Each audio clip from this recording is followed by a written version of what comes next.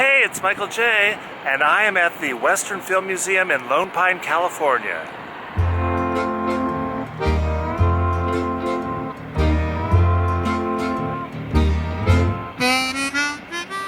The number of films made in Lone Pine is too numerous to list, but this museum gives a fair sample and is beautifully designed. They even have a small movie theater for screenings and play a short documentary that highlights the more famous films made in the area.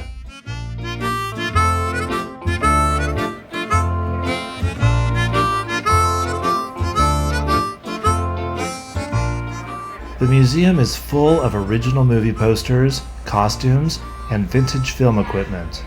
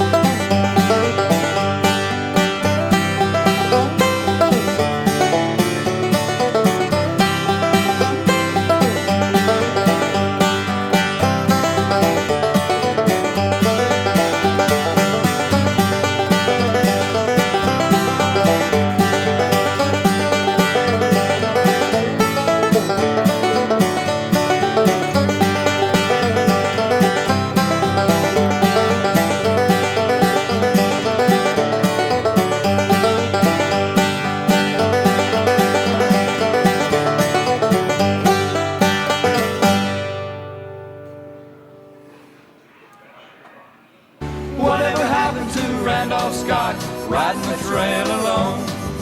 Whatever happened to Gene and Tex and Roy and Rex the Durango Kid? Oh, whatever happened to Randolph Scott, his horse plain as could be? Whatever happened to Randolph Scott has happened to the best of me.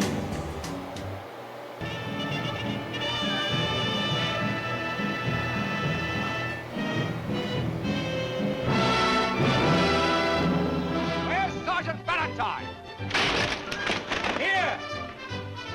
Where's Sergeant Cutter? Here! Take your hands off that man.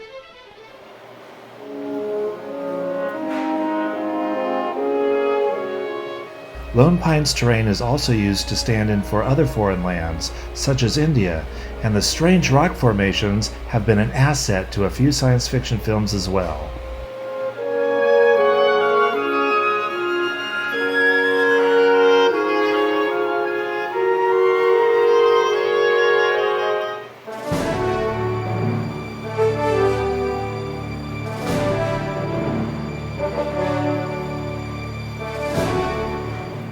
Of course, John Wayne was a regular fixture in Lone Pine, especially during his early career making all those B-movie westerns.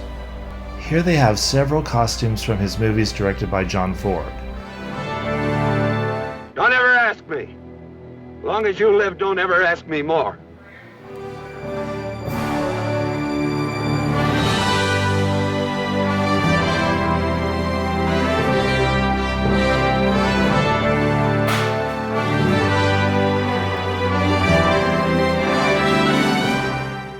Here we have William Wellman's director's chair, used during the making of Yellow Sky.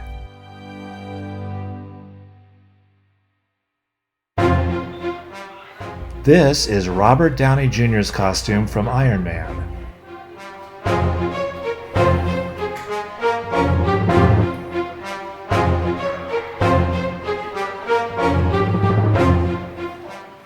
This vintage camera truck, seen most recently in the movie Mank, was used to accommodate the camera and sound crew as they filmed cowboys galloping along on horseback.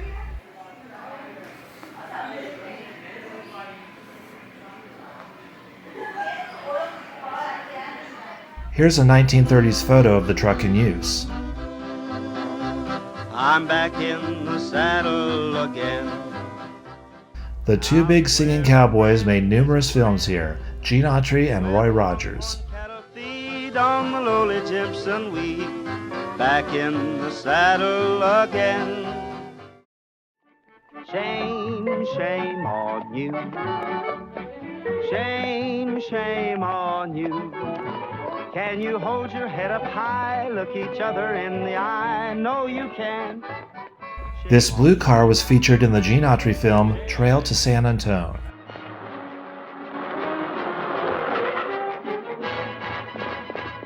He's gonna jump us. Get down. Shame, shame on you. Shame, shame on you. Started fighting with each other instead of loving like a brother. I'm surprised. Shame on you. This is the stagecoach from Rawhide.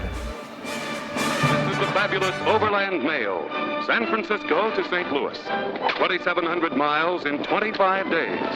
The hardest, fastest, back-breakingest ride you could buy for $200 gold. With danger, excitement, and raging passions riding every inch of the way. It should be easy to recognize this costume. The Lone Ranger.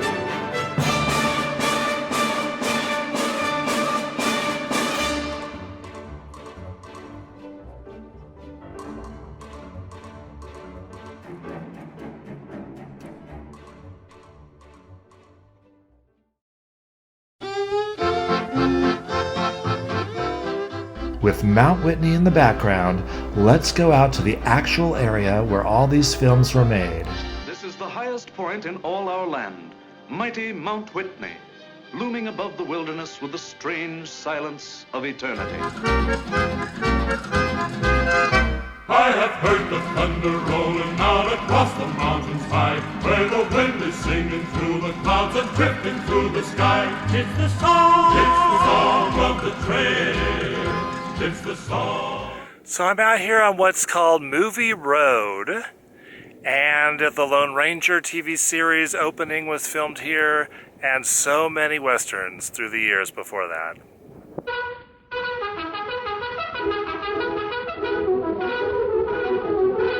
The Lone Ranger.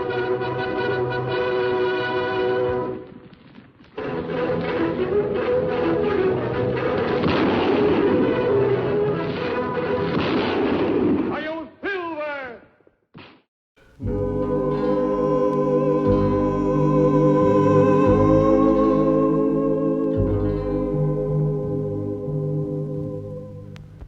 Oh, barren lands grotesque and plain, almost forgotten by the rain.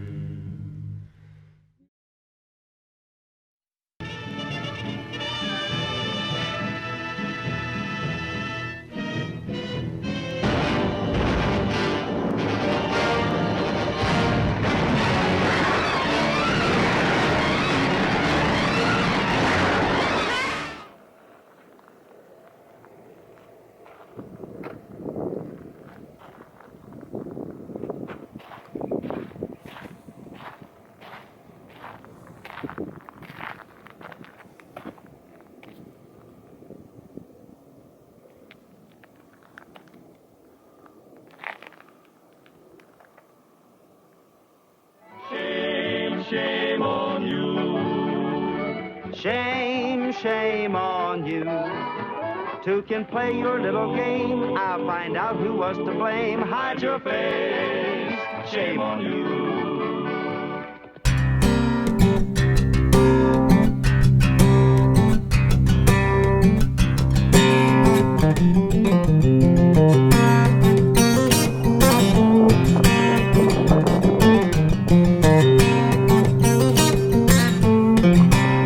Okay, so now I'm walking into an area known as the Lone Ranger Canyon.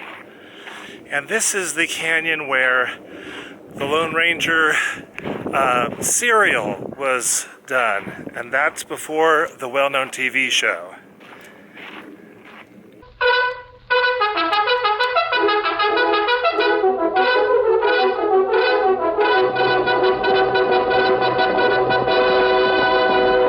Hail Silver! Ahoy! A fiery horse with the speed of light, a cloud of dust in a hurry. Hi-yo, Silver, the Lone Ranger.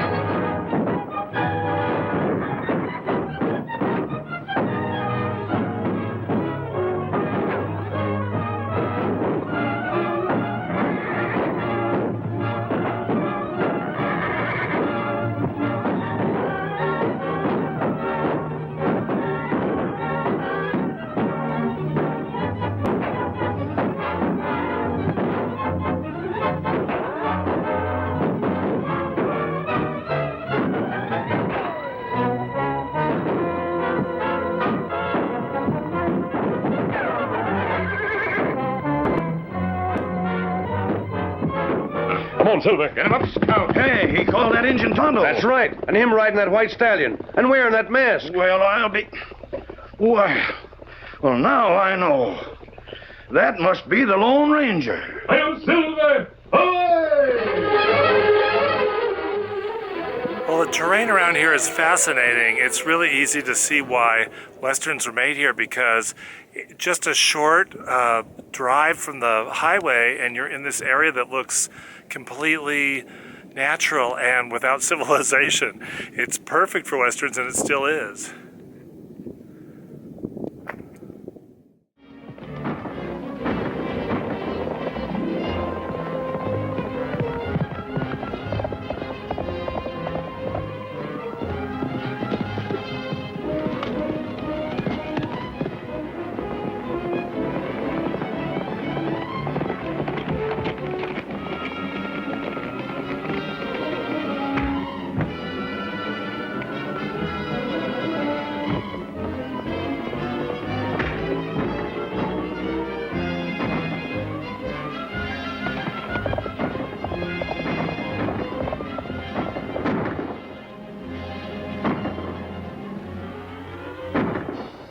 You might as well surrender.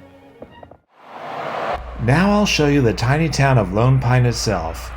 Besides movie making, the town serves as a base for people to head off for hiking, camping, and fishing excursions, as well as exploration of Death Valley.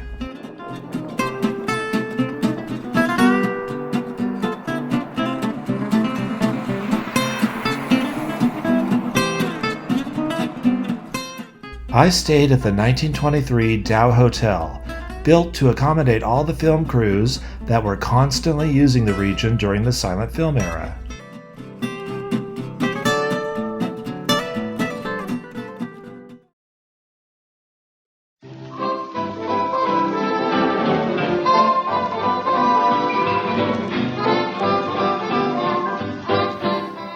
The generous and comfortable lobby is decorated with all kinds of Hollywood memorabilia. All the Western movie stars of Hollywood history have stayed here.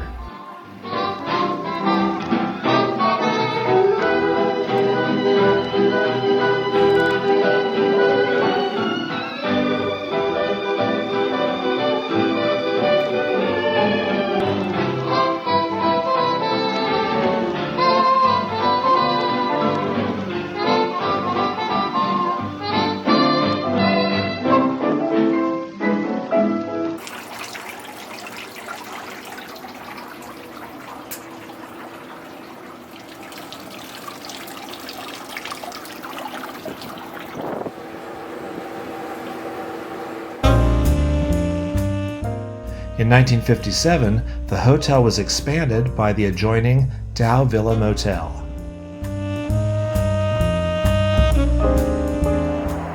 I tried out several of the eateries. Seasons is the nicest restaurant with a good dinner menu and a full cocktail and wine selection.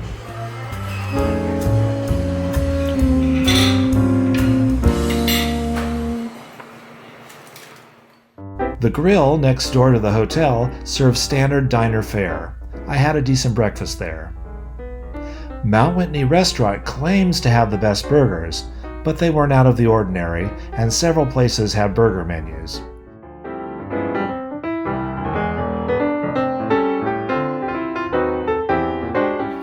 The interior is decorated to pay tribute to Western films. This historic trading post, known today as the Totem Cafe, also pays tribute to the movies. I was the first one in for breakfast, so it looks empty at the moment.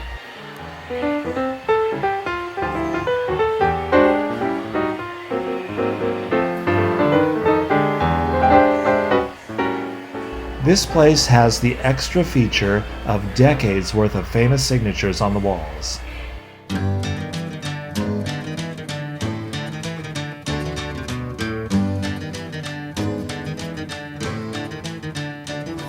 Whatever happened to all of these has happened to the best of me. Whatever happened to Randolph Scott has happened to the industry. And so we say goodbye to Lone Pine, California.